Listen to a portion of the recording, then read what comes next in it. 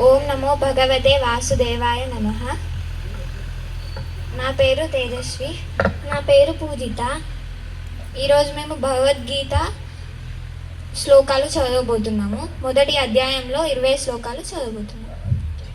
శ్రీమద్భగవద్గీత అథ ప్రథమోऽధ్యాయః అర్జున విషాదయోగః.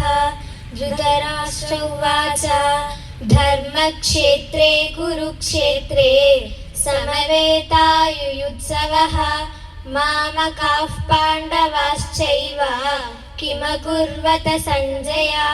సంజయ ఉవాచ దృష్ట్వా తు పాండవానీకం వ్యూఢం దుర్యోధనస్తదా ఆచార్యముపసంగమ్య రాజా వచనమబ్రవీత్.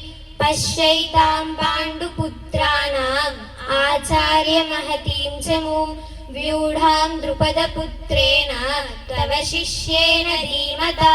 అత్ర శూరా మహేశ్వాస భీమార్జున సమాయుధి యుయుధానో విరాటశ్చ ద్రుపదశ్చ మహారథః.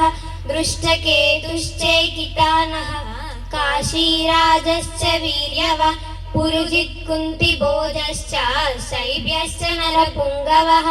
యుధామన్యుశ్చ విక్రాంత ఉత్తమౌజాశ్చ వీర్యవాన్. సౌభద్రో ద్రౌపదేయ